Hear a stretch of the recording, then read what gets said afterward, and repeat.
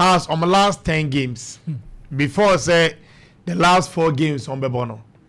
Her results are how folk for Enya. The last 10 games in Swataman free because I game no Kwame yen can count. On the last 10 starting from Young Apostles and I'm share by 2-0.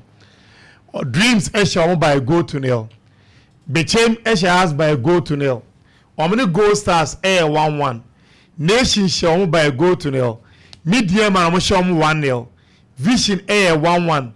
Idiana shown by 2-0. How the folk in the Carolina 0-0. And I'm not going to say 0-0. Let's say we in Swaziland in few more last 10 games. Omanya 2 wins. Now Kwame, last 10, 2 wins. How then you convince me Madiba Metia say 4 matches? Obe picking 4 wins. Kwame, like let it make sense to me. Minim house from 18 you mean Kwame. Omo emman sebe entos mu emaye. Say coach out of 30 points Kwame or picking just 2 victories no. So coach is all of a sudden Kwame what any magician. Our other picking 12 out of 12. Now players better Kwame or they go picking those points no. I know I'm not the question because these are the folk team and they the only shining light all the folk team this season Kwame at the back line. Asa Ubo Benjamin Asari. Now what about the defense from right to left back because this season they be one of the best in terms defensive wise. But Kwame, so I would draw 4 matches and 4 points pay. And what means is that I pop 4 points on 8 me from Endus Ronmo. And don't them a pattern. Enti Abaka Watara Kwame, I ate too late. Time and no saying be share a maintaining crying. No be ma that pledge Kwame. The time is far gone. This is not the time. Because can a be a mere 2 things no more pray. And a be between any team no that's run.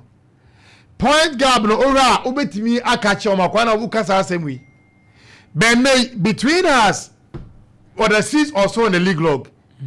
And the teams that are in Mediama, Pando out of Lions, Kodoko, Nations, Gold Stars and Kwame.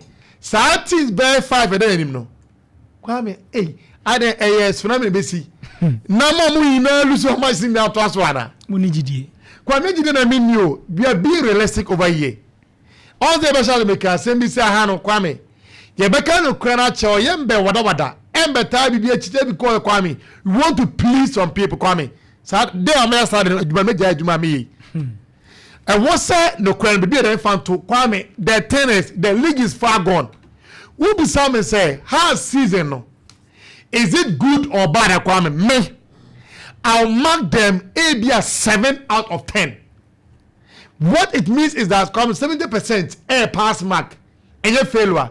Say BC A B on meeting I about 3 and 4 B and A B C4 they are B3 on meeting aya because over the signings and the kind of position this season now comparing it to last 2 seasons Kwame this is a better because years gone by Kwame last eto they bought players they came in almost signed player from outside Kashala Wane Ramos Kasim Sisemuna Ebaye Kofi Agbesima Kwamina Ama team no they signed players outside Jordan Great Otanga Omina Amazo folk team no and they Lendam Tangi Omina Bayana what was other folk Omo push on the league log at a point in time not relegation Omere Omoko but this year why over to Mania Tafia team no the player as atonaba complain about eto ebayin asama boatin you want to asama boatin why be but amufa why amufa Mauliwayo I want to play Mauliwayo boatin from Gold Stars last season now pay obo top 7 key players obo ndiaka come ude boamadoma but Gold Stars 7 key players never got about Mauliwayo ndiaka one. You wouldn't. Man, I will buy someone for the account. Someone for there. Legon. Yeah, this baby any. Baby any.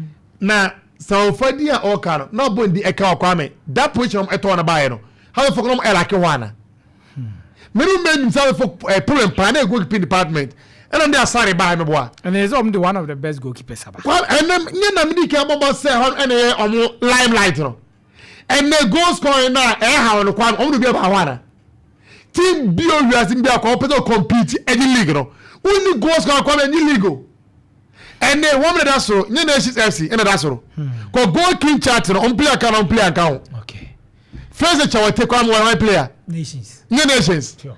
And a goal start on player can top scorer now on count so account and then point out of flyers come on player account cause and the goals are spread no where come pokune abet among goals or match combined together compared to Mauluwayo compared to Kobla Boateng compared to Hamza Issa Kwame, had strikers this season. Go to match ASA. Last time when he said, has player share go. No Pope. That of no OTB to America. Almost strikers come. Maunu wayo. I have the Issa. Last time we say go. No Pope equal America. And the friendly game. As some about share go. Kwame as my wuke. 10 days. League what you say? League what you say? I'm the war me. League what you say? As one who is saying. On say league go. Yes, FA Cup. Maunu wayo first round and on share 5. Mate. And you have the Issa first round on share 4. Maybe Kwame check it. Last time I had for striker share go. I'm not going to share. No Pope equal America. 0596259444